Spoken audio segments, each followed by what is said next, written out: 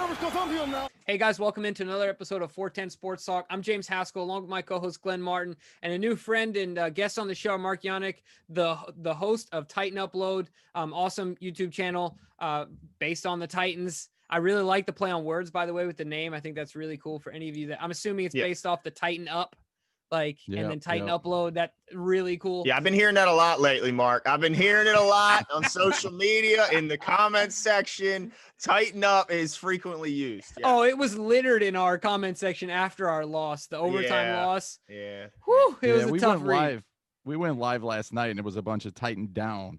But, you know, it was the purple in there. So. Okay. Oh, yeah. All right. Oh, yeah. They're representing. I like to hear that. Yeah. So we got a few questions that we want to throw at you to hopefully provide our viewers with an insider perspective into the Titans and get all of your, information and once again, inside information. So, Glenn, I'll let you start it off here. All right. Well, thanks again for coming on with us, Mark. When these two teams played earlier this year, Derrick Henry once again ran all over the Ravens defense, totaling 133 yards. This time around, though, they will have two big run stuffers back. The Ravens, will have two big run stuffers back on the D-line with Calais Campbell and Brandon Williams, who were forced to miss last matchup. As a Titans fan, what are your thoughts when you hear those two are not only healthy, but as Calais Campbell said, they're confident and eager to play in this game? Well, that is interesting, and I know, Lamar Jackson and the offense has looked a lot better. You had to win 5 straight games to finish the year. So shout out to you guys. I honestly expected you to win all 5 games. I did not expect us to be playing in the first round, at least. I actually thought you guys as a 7 seed or a 6 seed could help us out, because I thought you could beat Buffalo. You match up very well. You beat them last year. And I thought you could go into Kansas City and match up pretty well against them, especially how well you run the ball. But as far as this matchup coming up, no one gave us a chance last year. Derrick Henry ran for 195. You guys actually took it, I think, personal, because look what you did in the offseason. You went out, tried to bolster that defensive line. And most people were getting ready for the Chiefs, but I think you guys are really expecting another opportunity to play us. So I guess in a way, I know with the logo and all that when we met this year, I know we got off to a rocky start, but I think both of us respect each other. And I think that's kind of, we've been through a bitter rivalry, haven't we? Long time. Not one home team has won. So it's always the road team that wins these games. And again, your defensive line, we've seen Campbell. He's taken over games before down in Jacksonville. But we've also run over Campbell in Jacksonville. So we'll see what happens. We really will. But Ryan Tannehill is definitely, I'm interested in your perspective on Tannehill, but I think when it comes to Ryan Tannehill, he's really stepped up his game, and he's been actually outstanding for us. Yeah, absolutely. I think he's stabilized the ship and really prospered there in Tennessee. And I think Glenn would agree with me, and Vrabel's done an excellent job as well. I think it's interesting you say that you guys there's a mutual respect there. I think it has a lot to do with the similar football philosophy and run the ball and stop the run is the idea. Obviously, you guys run the ball, we run the ball. And we take a lot of pride in that. But one of the things, following up on Glenn's question about Henry's production in the previous 2 games, like you said, it was over 190 in the playoff game, over 130 in this past game. Do you think that it's necessary for him to have that type of a game if the Titans are to come out with a victory? Or are there, you brought up Tannehill and I think the wide receiver core is obviously not worth overlooking. Are there other ways if Henry is even, slowed down? I'm not going to say stopped. But are there other ways that you guys can come out with a victory? Well, what's interesting is when we played you last year, 88 yards for Tannehill, but he actually did really well when we matched up this year. Corey Davis went over 100 yards. A.J. Brown had that big momentum turn where he basically took your whole defense from the 10-yard line and scored a touchdown, I remember, and that was like an electric play. Mm-hmm. So, but if you look historically at the Titans this season and our losses, Derrick Henry is not usually get over the 100-yard mark. I think Cincinnati got over 100 yards. It was the first time in his career, first time ever that he got over 100 yards and the Titans lost. Wow. But it's games where he isn't getting going that we do struggle with. And it all comes down, unfortunately, guys, is our defense, which I'm sure you're going to ask me about. But the defense is more of the key, I think. I can tell you're really excited about answering defensive questions. Yeah, it's been tough though, guys. I can't even tell you what the problem is, who the defensive coordinator is. I don't know. It's a plan that I don't know how we're 11-5 with the defense. Yeah, Maybe well, it's just because our offense really is that good. I don't know. yeah, I think the Clowney injury certainly did you no favors there because I think he checks a lot of boxes. But everyone's dealing with injuries. But the one thing that everyone's really having to deal with lately is this darn COVID-19. And now I hear another report coming out of Tennessee that a trainer has now tested positive today, and that they've started the contact tracing process. So is there anything else you could share on the current situation, how it could affect them in their preparation? Yeah, we all know about that, and I know you guys know about it as well. Yeah.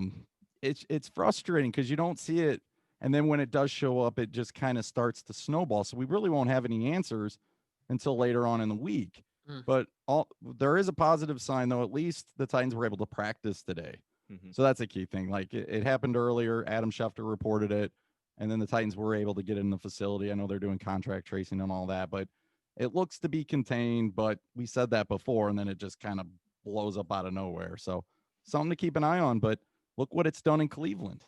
I mean, crazy. It's a problem. It can happen at any moment, anytime, and that's what's scary. No matter what people say, like Ebron and the Steelers, because let's be honest, the Steelers like to run their mouth about some of that stuff, and honestly, none of us can control it. Yeah, no, for sure. Right now, COVID is definitely NFL's public enemy number one. So one of the other things we want to talk to you about staying on the offensive side of the ball for the Titans is, of course, Henry steals the headlines when talking about the Titans' skill positions, but he's certainly not their only talented player. You talked about a couple of them. Of course, AJ Brown is an emerging star. Corey Davis has been absolutely solid and better than solid at moments, and he's tough to defend. And then, of course, you have these tight ends. So couple questions for you here. How do the tight ends play into that passing attack? And then if I can follow that up with, how do you see, are you excited about the matchup between this, physically gifted wide receiver core and a healthy secondary that the Ravens look to be bringing to the playoffs? Yeah. The second question, I think we kind of got hosed. I mean, this has a lot of history. I mean, you go back to Ray Lewis, Eddie George, and some of those just iconic battles, man. Titan versus Goliath. I mean, both teams just going right at each other. And, Baltimore has cost us a couple Super Bowls. I can argue maybe we cost you guys one last year because you were 14-2. But in this matchup, when you look at it, you're right. With the receivers versus your secondary, it seems that you're more healthy. We are missing some key pieces. But when you go back to the tight end, it's like when Taylor Lewan went out, Jonnu Smith has been forced to kind of stay at home and block a lot more now. So it's like fans in Tennessee, we always ask the question, like, what's going on with Jonnu? But I think it is just Arthur Smith, which may be a head coach next year. As you can see, all 6 teams have actually put a request in for an offensive coordinator, which is well deserved. But at the end of the day, I don't know what it is about Jonnu Smith. Is it the Titans kind of holding him back? It's a contract year, maybe get him up for a discount. But he looked really solid in the beginning, and he's had big games against you guys. But for whatever reason, with the left tackle issues, we're down to our 3rd left tackle, and I know you guys have a left tackle out as well. It's just been kind of frustrating. So Jonnu's been kind of held more in check, and Ferkser has been more of the threat actually than Jonnu Smith. Yeah, it's funny. I had Jonnu on my team, and I was able to get him on my fantasy team in like the 15th round. Nobody knew who he was, and he was so solid. He was almost a guaranteed touchdown every week through the first, seemed like half of the season. And then, as you mentioned, when Luan went down, he's really disappeared, and Ferkser's kind of taken over that role, although not the red zone threat that Jonnu was in earlier in the year. But I also wanted to ask you about the kicking situation because, man, I don't know if I've seen a more up and down season for a kicker than Gostkowski. I thought for sure. I watched that game in the beginning of the year when he missed 4 straight kicks. I said, there's no way he still has a job. And yet he comes in and makes the most important kick, the game winner. But then last week he's out because of COVID, and this kid, Sam Sloman, comes in. He hits the upright. It goes in. I mean, it's been crazy.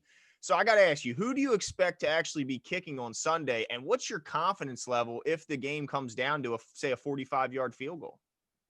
Well, we're really worried about that. And any Titan fan that tells you otherwise, they're lying to you guys. Like, kicking is definitely a main concern for the Titans. It's been a concern all season. Kind of hold our breath every time we go back to kick, and that included Houston last week with Sam. Now I will say they with the practice squad they did protect Sam this week, and I don't know if there's been a clear indication who's going to kick, but I expect Gostkowski will be out there this week. Just when he started to get going, guys, then this whole thing with COVID happened, and then now we got to kind of start again with him. But as far as history, kicking, pressure game situations, I mean, he's got it. He's going to be in the Hall of Fame someday. But the question is he going to wear his sock or not? And I can't answer that. So it seems like when he wears his sock, that's when he misses kicks. And then he'll take the sock off and then he makes kicks. Question is, why does he even take his sock off at that point? Who knows? But that's for another story. Guys, I can't really even give you an honest answer. We'll just see what happens. And I don't know if Rabel even knows. Yeah, the only thing I could say about the sock thing, based on my experience, I'm not that I'm a field goal kicker, but just growing up playing soccer, it's just feeling the ball. It's just the texture on the ball. I think he gets a little bit extra feel on it, and it could be psychological at this point. But one of the things I wanted to ask you is just as purely as a fan, as far as like quality football and intriguing matchups, was there a little bit of excitement that was born in you when you saw this matchup coming up in the first round? Because I know that it was for me. I was like giddy about the idea. While we've been on the losing end of it the past 2 times, it's been fun football, intense football, highly competitive. So from that standpoint, are you excited about the matchup? Yeah, a little bit. I mean, I'm excited because I think it's going to be a good game. I think these teams match up well. Titans have shown you they can throw for 88 yards or throw for 200 and some. And you guys have shown that Lamar Jackson can actually put up 500 and some yards himself and somehow only score 12 points. I still can't figure that out from last year. Yeah. But, I thought this game should have been the NBC game. I do. I know everybody's all in love with Pittsburgh and Cleveland, but when most people talk about what's the best matchup of the week, it's these two teams. It's 4 versus 5. Are either of us going to Kansas City next week? Are we going to go to Buffalo? I mean, it's all up in the air, and we'll see what happens with Cleveland, Pittsburgh, and if the Colts can shock the Bills. But again, these two teams, I'm just go back to the history. There's just so much history, and at Nissan Stadium, which back in the day was Adelphia Coliseum, I'm telling you, when you guys came in and gave us our first loss in the regular season in 2000, and then you came in the playoffs and beat us, I don't know. And then what happened in 2008? We would rather play you at your place, no doubt about it. Yeah, that's where I was going with my next question, because it feels like, I mean, if I had to rank the rivals for the Ravens for the past 20, 25 years, I mean, I would go Steelers, Patriots, and then I'd go Titans. And so my question is, do you think that this rivalry and this hatred that seems to be forming between the two fan bases, do you think that stretches all the way back to the old AFC Central days, like you were mentioning with Eddie George and Ray Lewis going back, or do you think it's just a reaction of these last couple games and the logo stuff and all that? I can't answer you guys, but I can tell you from our perspective, I mean, there's just something about playing the Ravens. I mean, usually when you list, hey, top 3 teams you don't like, the Ravens end up in there somewhere. And maybe it's because you took a lot of our old players that we really loved. I remember, Steve McNair went to you guys, Derek Mason, Samari Roll. And then we had a little thing with Chris Johnson in the beginning of the year, and we were talking to him. And somebody asked him, like, where would you have liked to gone other than Tennessee? And he said Baltimore. Wow. I think we all kind of like, what? But he makes good points. Baltimore has been relevant, and usually they know what they want. Harbaugh's still the coach from last time we played him in the playoffs at home in 2008. So if you think of it that, I mean, you don't have Flacco anymore and stuff, but there's just so much rivalry history between the two teams, and I'm just looking for a good game. Obviously I want to win, but I think we're all just hoping for a good game. Yeah, no, for sure. So one of the things that is a narrative here as far as nervous fans go is some folks seem to think that the Titans have Lamar Jackson's number, right? Do you think that the Titans have Lamar Jackson's number, or are you more nervous about the task of slowing down a guy like Lamar Jackson? Well, remember, I brought up the defense. And the one thing that our defense has not been good at is sacks and defending the pass. And when you look at our pass attack on defense, stopping the pass has been horrific. So what did the Browns do? They came in with the number one rush defense or a rush offense. And did they run the ball? No, they threw it all over the yard. Like Baker Mayfield just went off. I think they scored 38 points in the first half. Mm-hmm. So when we look at Lamar, we're like, okay, can he do that? And I know in some games he can, in some games he he uses his legs. But I go back to last year, like get throw out every stat out the window. I mean, if you can have 500 yards, we're definitely going to respect you. But 500 yards and we still beat you. I mean, so that's kind of the one thing for Titans fans. I don't think we're going in like overconfident, but the question is, do you guys respect the Titans? And that is one of the things where last year, I don't think you did. Not you guys personally, but I'm just talking about the Ravens in general. I thought they were going to walk all over you. I thought you guys thought, that you guys were going to walk right over us. You were 14-2. What'd you win? 12 straight games? 12 straight. Yeah. Yeah. So salt in the wound, man. Yeah, I'm sorry, but you know what I mean? No, and even after that game, Lamar says he didn't even give us credit, which is fine. A lot of guys don't do that. And then we went in there and did it again this year. And let's be honest, did they talk about us going and beating you or what was wrong in Baltimore? And that's usually what happens for the Titans, right? We're just not very relevant national media wise. And it was all about what was going on in Baltimore. So yeah, which is still unique to Baltimoreans like me, because we're used to Flacco and not getting a lot of it's odd having a national superstar like Lamar. It just feels weird because our superstars are usually on the other side of the ball and not doesn't have the ball in their hands. I mean, usually we get our best skill position players, like you mentioned, from other teams like Derrick Mason, Anquan Bolden, Steve Smith. We wait for other teams to trade, and then we sign them when they're a little older. So it's certainly odd having that kind of player on our team, but I'm not gonna complain about it. But one thing I want to also ask about is, there's no doubt in my mind who the best running back in the league is. Absolutely no doubt. It's Derrick Henry. When you have almost 500 more yards than the second place running back, to me, there's no doubt. And the consistency, and I just don't know how he does it. I mean, when he came out of Alabama, I said he runs too up. I'll be honest. I said he runs too upright. He can't last because he's just going to get bludgeoned, and eventually the hits will add up. But somehow Mike Vrabel gives this guy the ball 30 to 35 times. I mean, last week when the Ravens ran for over 400 yards, they had 7 different guys run the ball. Typically it's just 2 guys, Tannehill for 5 carries and Henry for 30 to 35. How is it that this guy is able to stay healthy despite an unprecedented workload from Coach Vrabel? He's not like anybody else. And it's not just the physicality that he brings. It's not just like, how athletic and, he's so big, but yet when he gets in the open field, he runs as fast as anyone. A lot of it comes down to how he's built otherwise. And I'm going to go like just back him in general. When LaFleur came here as offensive coordinator, LaFleur gave him a little bit of a chance early and went right to Deion Lewis. Mm-hmm. And he kept shoving Deion Lewis at us all the time. And Derrick Henry might get 7-8 carries a game. Then the Jacksonville came. And the Jacksonville, during that game, the 99-yard touchdown totally changed it. There were reports out of Tennessee that they were trying to trade Derrick Henry. So I think this guy's a class act. It's always about the team. He never tries to make it about just himself. And let's be honest, when people are going to hold out, like look at what Mixon did in Cincinnati. Like he had a year left on his deal and he's ready to hold out. Derrick Henry signed that franchise tag and he's ready to go to work.